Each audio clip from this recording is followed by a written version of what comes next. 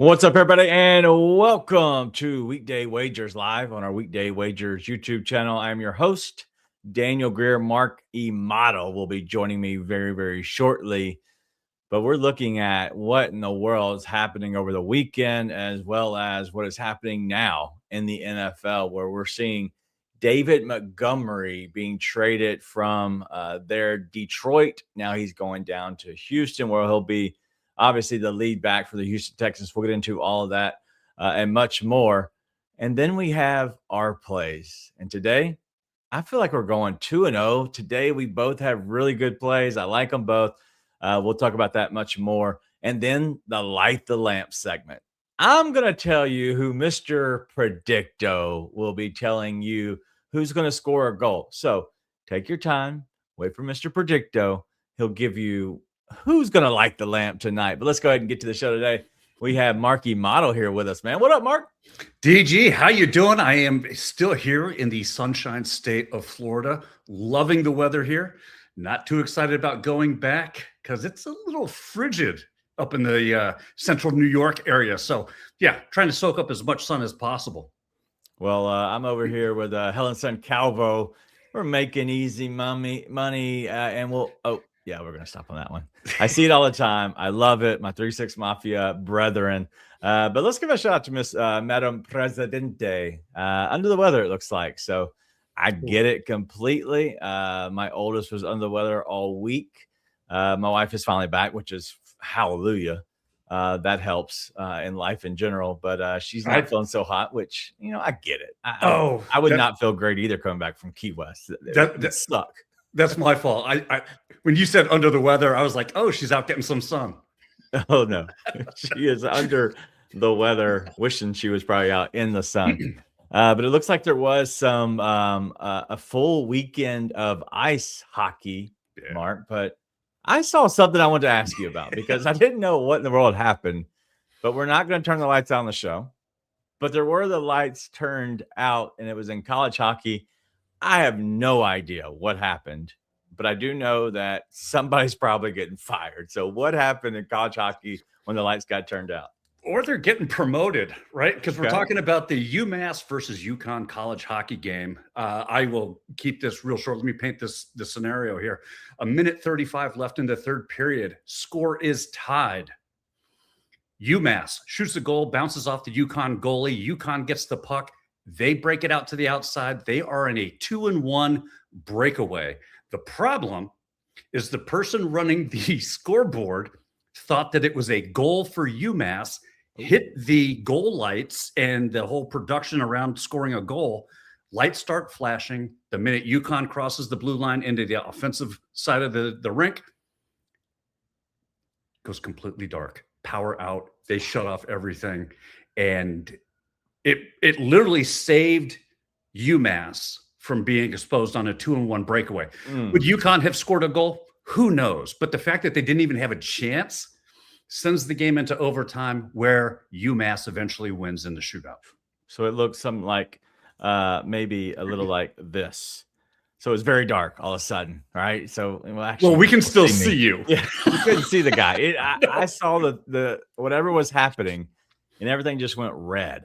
And I was like, I don't think that's supposed to happen. And I started reading the caption, and it was talking about, I guess it was college hockey. What it was the championship? No, not the championship yet. Good. Yeah. Okay. Fast say somebody's gonna die. That was the championship. I had no idea what I was watching. I just saw that the lights went out when somebody was on a breakaway, and it was just utter chaos. And so I'm glad you shared that because I had no idea, but as you will not get this reference, unfortunately. But that's gotta be that's gotta be Kane. Yes, that's gotta be Kane because that's really what it seemed like to me. The hellfire and brimstone was showing up. It was almost like a WWE entry, right? With the way the lights started flashing. Yeah.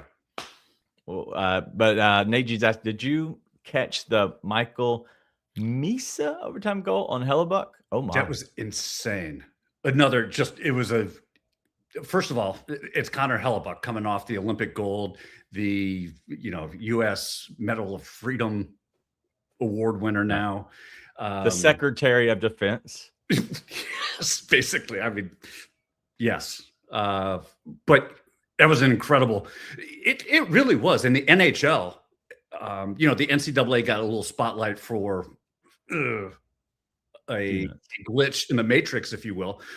The NHL had some phenomenal games, and we're starting to see teams really separate. You had the Buffalo Sabres down here in Florida playing the Panthers. They end up getting the win.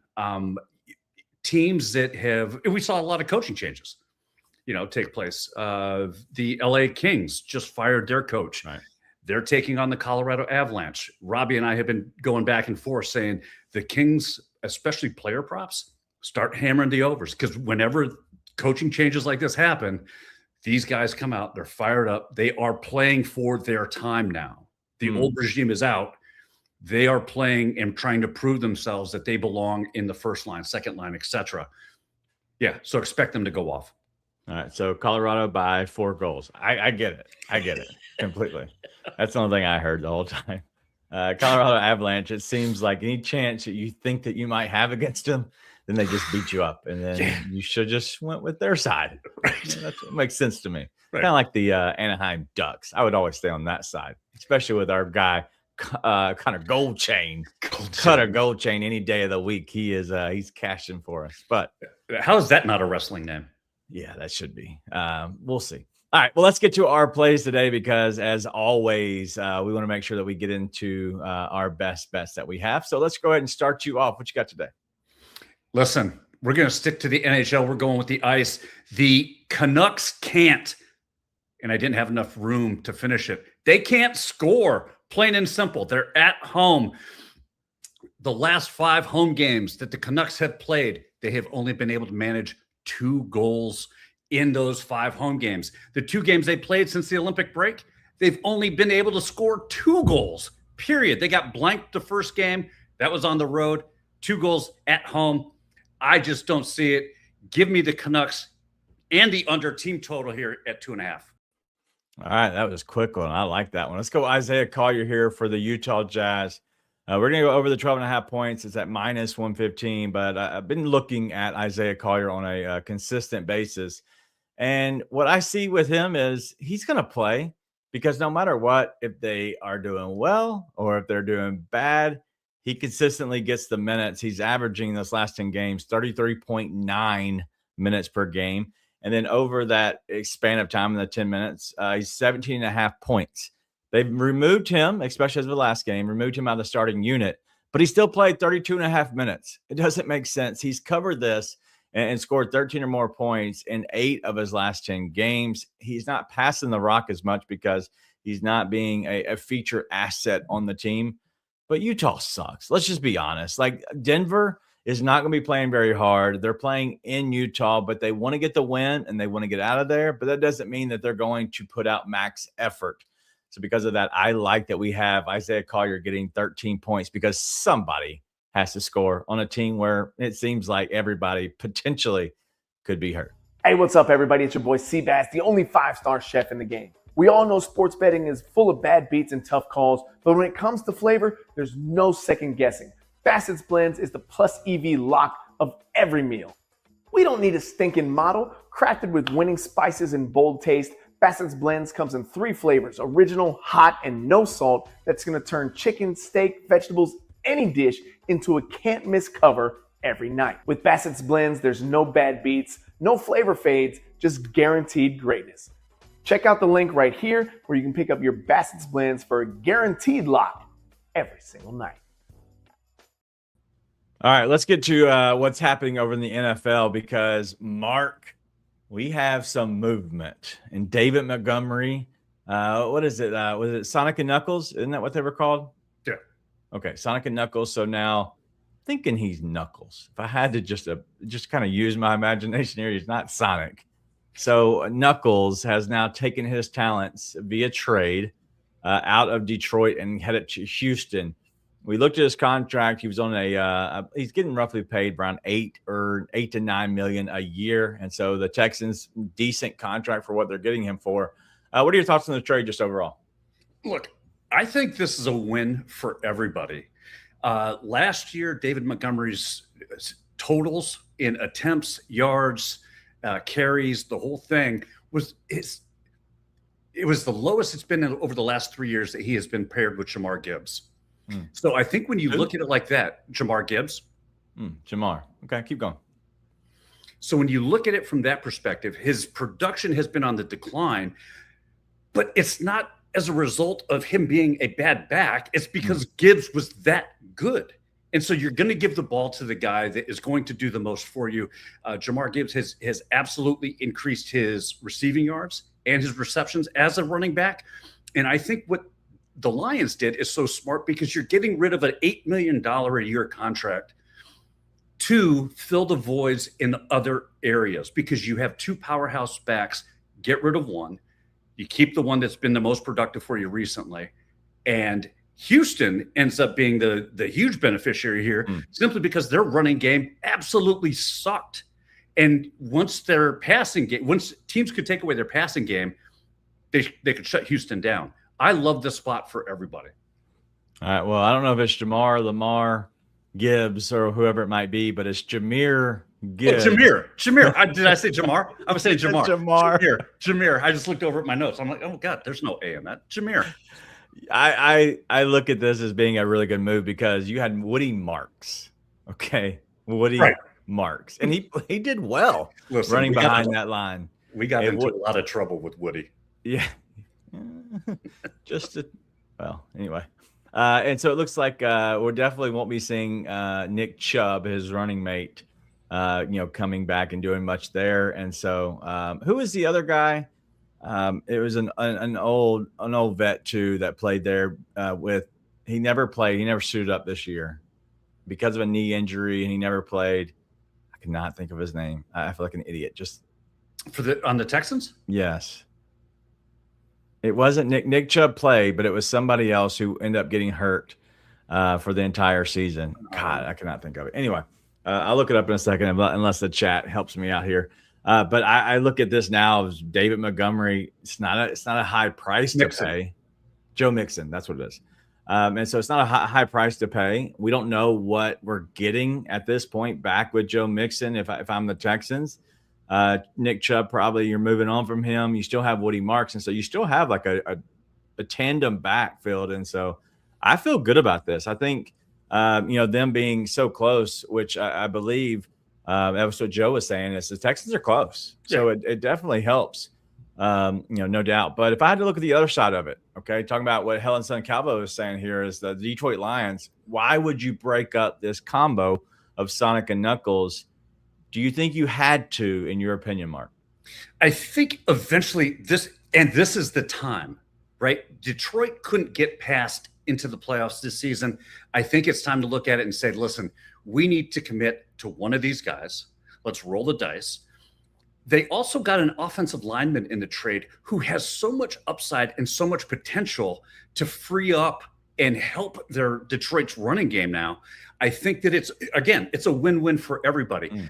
The price that you were paying for both is too much for a backfield, especially in today's NFL. I think that, you can have one running back, and with Montgomery going to Houston, they have decent running backs, but it's not the same as a tandem. They've got guys that can give Montgomery a break as he needs it, but it's not going to be the 1-2 system that we saw that he was in with Detroit.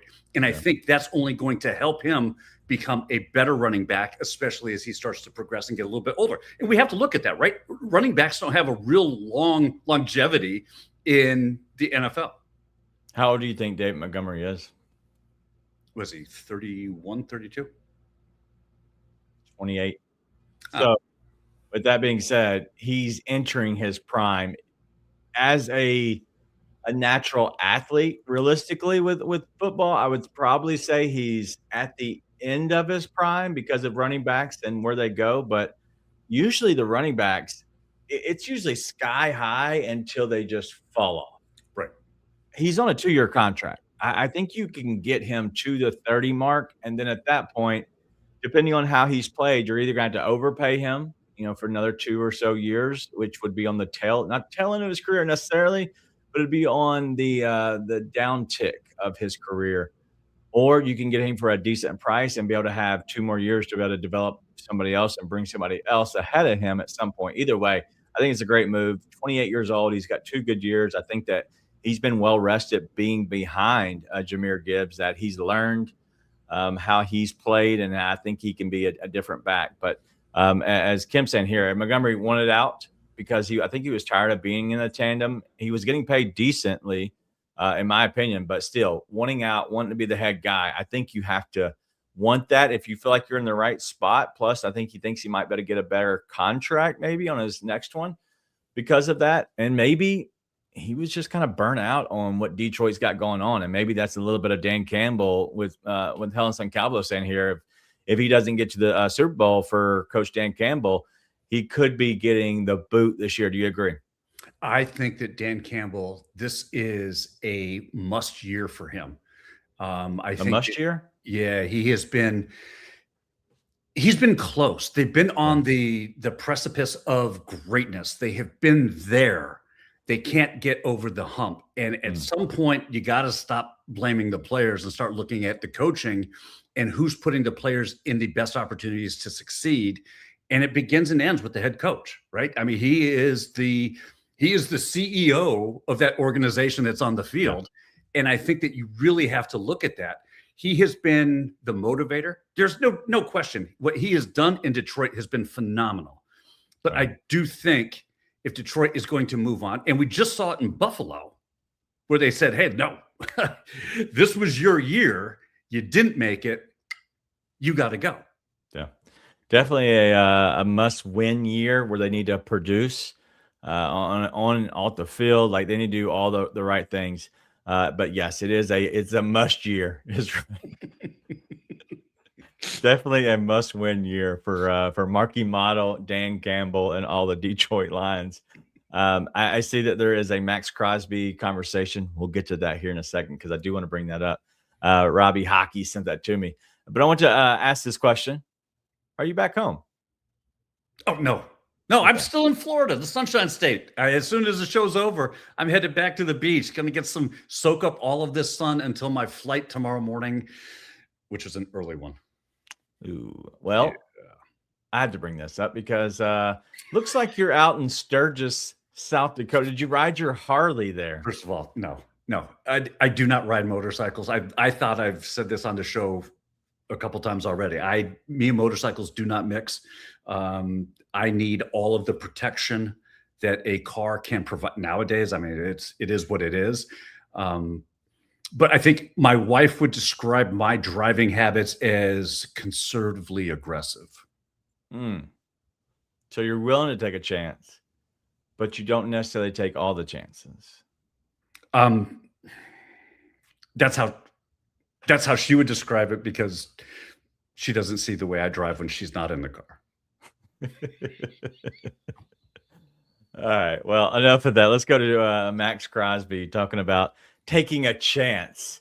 Max Crosby could be traded this week. This Eagles now, they're trying to do a trade of A.J. Brown. They might be even looking for a swap to dump him for Davante Adams. Let's go ahead and go that last one there. Would you make that trade on both sides there? Look, I think A.J. Brown has had his time in Philadelphia. I think A.J. Brown is sick of being in Philadelphia. I think Philadelphia is sick of A.J. Brown. I think it would be a mutual, hey, it's not you, it's us type scenario where A.J. Brown can then go to some other team and try to find his way there.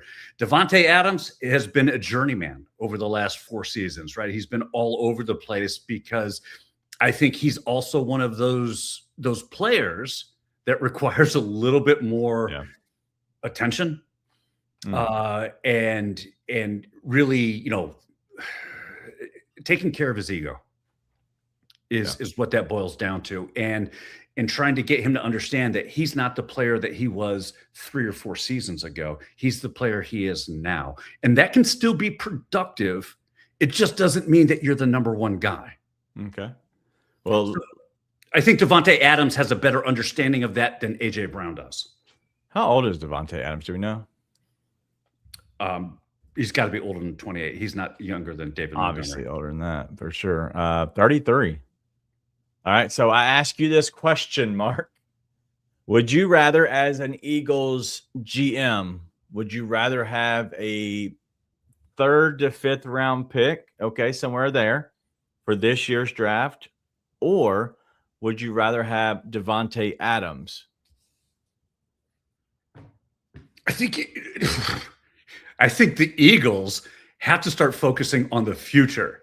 And Devontae Adams is not the future. He's somebody who can help you get over that last sort of challenge in a wide receiver core. I think the Phillies wide receiver core needs to start focusing on the future, and Devontae Adams is not that guy. Give me a third round pick, 4th round pick at the worst, but at least a 3rd round pick to fill that spot with a guy who has potential, who can help you immediately and has some longevity there. Speaking of the Phillies, opening day baseball is coming up very soon. So hopefully they do bolster their wide receiving core out in the outfield. But let's go ahead and pivot from there, Mark, and let's go to that first one. I didn't say the Phillies, did I? You said the Phillies. The Eagles. Oh, my God. To the Max Crosby here. I didn't see the chat pop it up. I was going to let them take it over. But they're being very kind to you, and I'm having fun with it. Why not? Good. You're still in vacation mode. I can't believe I said the Phillies. It was funny, and you said it twice, which was even funnier. Which makes me really stupid. Yeah, you reiterated the fact that it's the Phillies. My God. Yeah, it is the Phillies. Let's go to Max Crosby. The rumors are that the Cowboys could be in play for Max Crosby here, and so, as Cowboys or even the Raiders side, whichever side you want to take, would this be a good trade? Because Max Crosby going over to the Cowboys, and I roughly say it was like a pick. I don't know what the actual pick was going to be. Let me see if I can find it real quick. I'll say, listen, whatever Dallas can get for Max Crosby, get. You've already had Jerry Jones come out and say he's committed to shoring up this defense. This is a guy who will shore up that defense for you. I think Max Crosby is a competitor, and he hates losing more than he enjoys winning. He hates losing more than he enjoys winning. And I think when they pulled him the last 3 or 4 games of the season last year, in his mind, he's done with Vegas. I'm out. This is not an organization I want to be associated with. They're not focused on winning. And I do think that any team can pick him up. Look, Max Crosby on your defense, how is that not a good thing? I agree. And I love Max Crosby. Rob sent this to me. And the first thing I was saying is like, this is about the locker room. Like you're talking about a guy that you could bring into the locker room that I would assume he is going to develop this into a more of a winning culture on the defensive side, where it is going to be like, hey, we're going to hold you accountable. I'm going to go out and bust my butt. People get hurt. I don't worry about that, in my opinion, as a fan, but as a owner, as a GM, if he gets hurt, he gets hurt. But if he is healthy, he's going to give you everything he's got. And I think that he would make sure that he holds everybody else accountable as well. So I like this. I think this would be the biggest move that the Cowboys could make on the defensive side. I think they'll get some outside help on the corners and even safety side. But in the end of the day, if you get a Max Crosby and it doesn't take giving up much, I would definitely do it. So that becomes a no-brainer, right? I mean, if you're getting him on the cheap because he wants out of Vegas that bad, this becomes a no-brainer. You need to make this happen. Yeah. Plus, as Rob says, the Reaper is knocking. This is must win. You need to win now, Jerry. Rob's already killed you off, so I apologize in advance, but Rob is coming for you.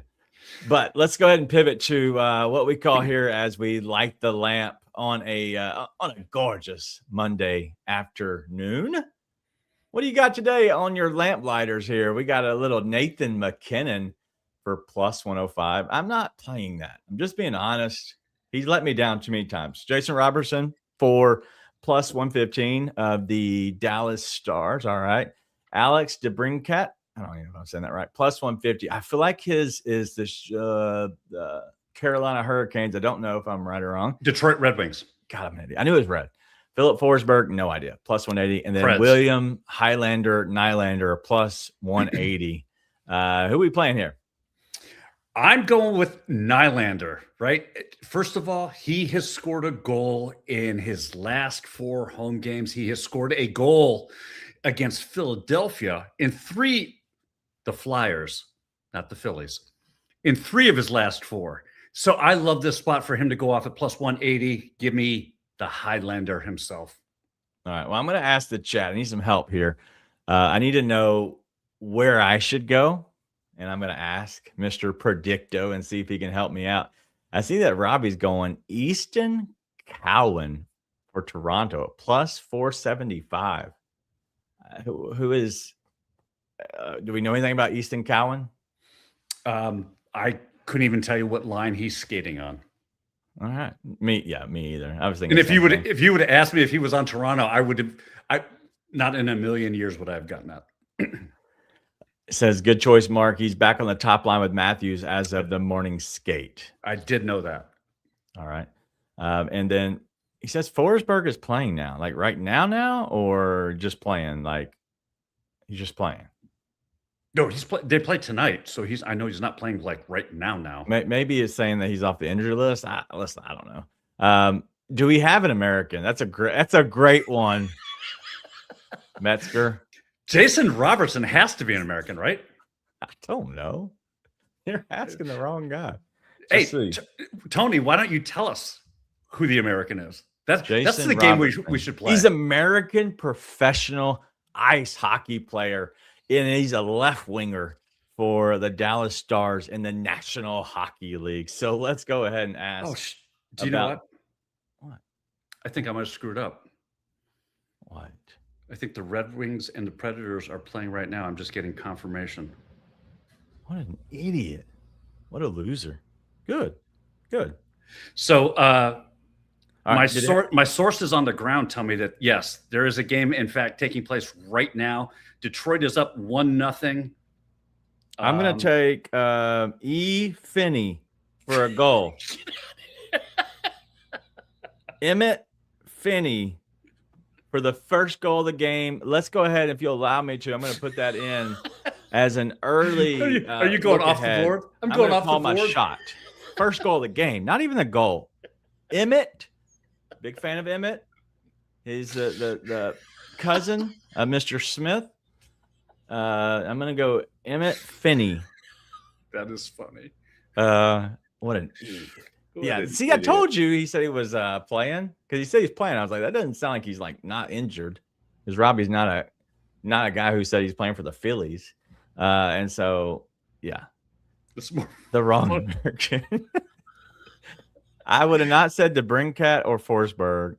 I might would have said McKinnon, but I know that he's Canadian because they just played him, right? So, Madam Presidente is so right. We do need a daily game of American, not American. That actually would be pretty funny. All right, let me go with Jason Robertson here. Let me go ahead and get my Mr. Predicto. All right, let's see if I haven't even adjusted my mic today. So, Mr. Predicto, is Jason Robertson scoring a goal today?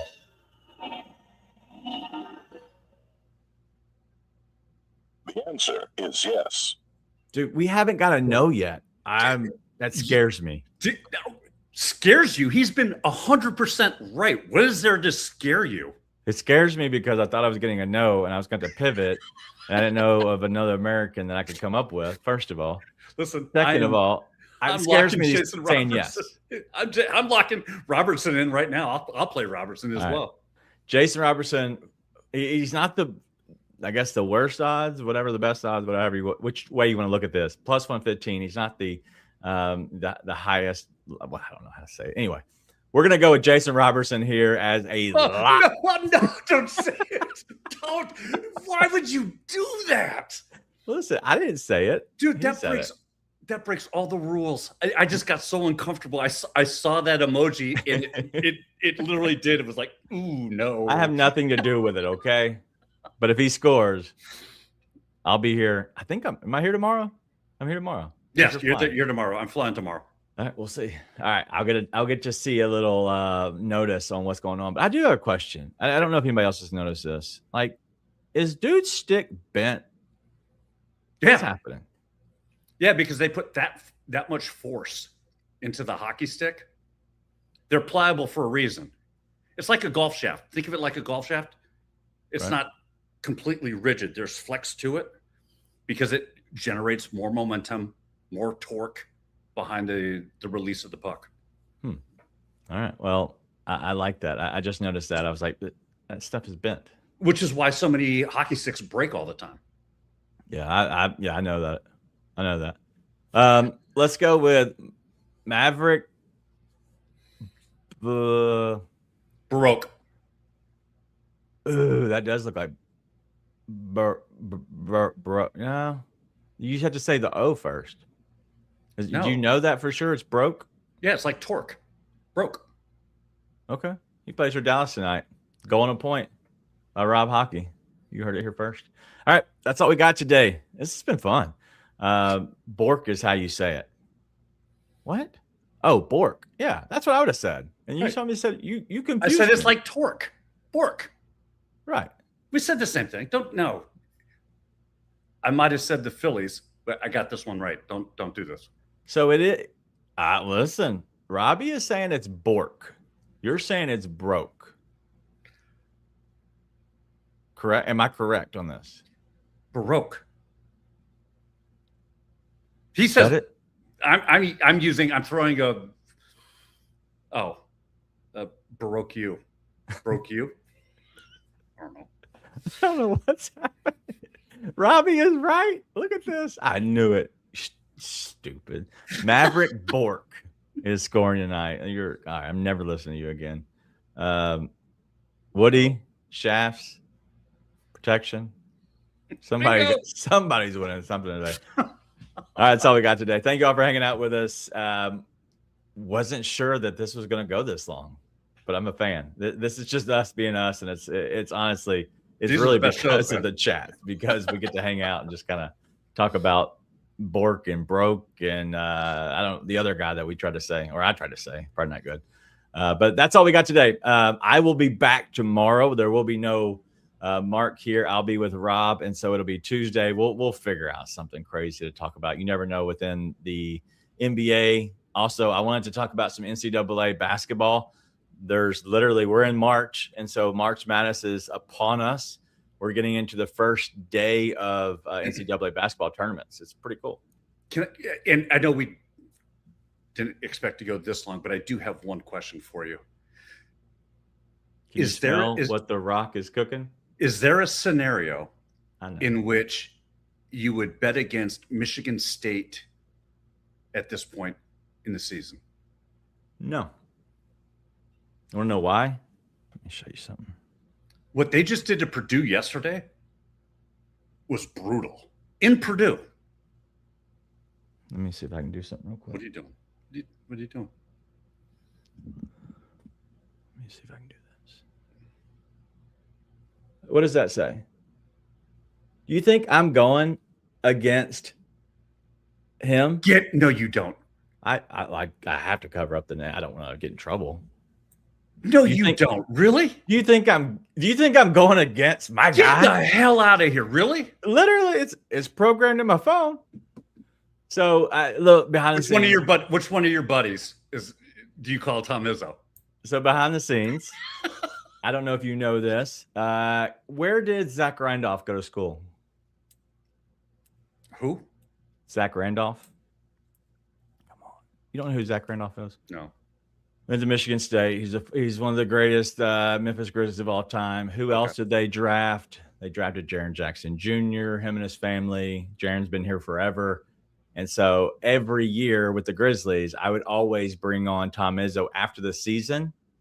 I would always bring on Tom Izzo. We'd have conversations. It would always be towards the playoffs, depending on how this team is doing in March Madness and whether it's going to bleed into late April.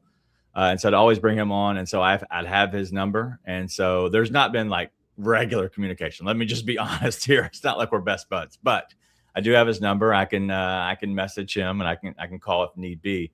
But yeah, we would talk at least once a year, have many conversations, an email back and forth. And so I wish he read me bedtime stories. So listen, I love Tom. How do we, my God, had no idea that this was a thing. So first of all, I have questions now. Okay. We're going to have Candace Dillard Bassett, a national TV star, on our show Thursday. How are we not landing Tom Izzo post-tournament to get his reaction? You see where I'm going with this? So I think our chat would love it. 100% the chat. Two things. Very tough. He likes taking interviews at night. Okay. When I say at night, like 9 p.m. is what he prefers. Okay. That is not happening on the show live. I would say in the afternoon is very tough because the afternoon during season is very tough to get him on. We've talked in the morning at 6 a.m. once. We've talked at 11 o'clock once, which was crazy, but that's because he's on the West Coast at that time. It might have to be recorded. That'd be the only issue. And that's the only reason we haven't. I could record this. Okay. I don't see it being an issue. My guy, who is our connector, I'll say, is the guy who I talk with about getting him on with me instead of going directly to him. I can't go directly to him. Yeah. No, I understand. Basis. But yes, I always get him on, and I'll see what I can do. I do want to make sure that depending on how the season goes, as to how quickly we can get a turnaround on getting him on the show. But listen, I am by all means more than happy to at least try. And so we'll see. Goodness. Look at you. Yeah. As it is just got pointed out. So you got people. I have his. I actually text with him more because like back and forth on a typical basis throughout the year, just so I can keep that relationship. Nothing, I won't say just because I don't like him. I do. He's a great guy. But I text with him on a typical basis, check in on him, make sure everything's good. That way I keep that relationship. That's sales 101, baby. I ask him about his life, not about what he can do for me until I need to ask him, what can you do for me? Then you come through and we call it a day. But anyway, yeah, we'll see. We'll see. I don't, let's just see how the season goes. 1 year I didn't get him. It was a utter disaster and I didn't want to go that route.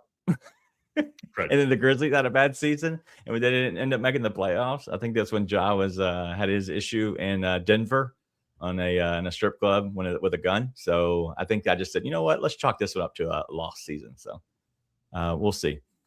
I don't know if Joe forgot the tea because we're not doing twerk day wagers after dark. That is a show that nobody is watching.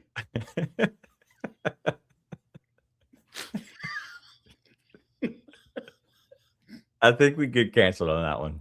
Yeah, I'm not doing it. Anyway, all right, let's move on. Let's get out of here. Thank y'all for hanging out with us. It's been a blast. That was a random story I did not expect to come up, but those are the best, right? Those are the best. But we'll see what we can do. Who knew you had Tom Izzo in your phone? Like, no, legit. Here's his number. Well, the first year I got it, I thought there's no way it's going to work the next year. It works. And then I'll always send him a text afterwards and he'll say, you bet, or something. About, thank you for coming on. I appreciate your time again. You bet. And, that's an old man saying is you bet, like, yes, instead of whatever. That's just the old man of Tom Izzo saying that. And I've met his family, his grandsons would always want to come to Memphis Grizzlies home game, playoff games. And so every playoff game for the last 7 or so years, he would always come and the whole family would make a trip out of it. And he would always scout some Memphis, summer league, summer talent within the area back in the day. And so his kids loved coming to Memphis, and especially the playoff games, just because Memphis, weirdly enough, has an amazing playoff arena.